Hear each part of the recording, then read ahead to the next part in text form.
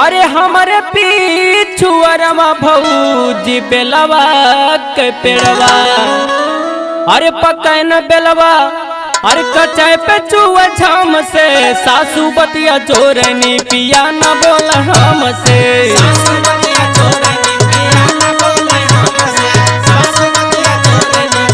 हे पिया न बोले हमसे, पिया न बोले हमसे, सासू बतिया चोरनी पिया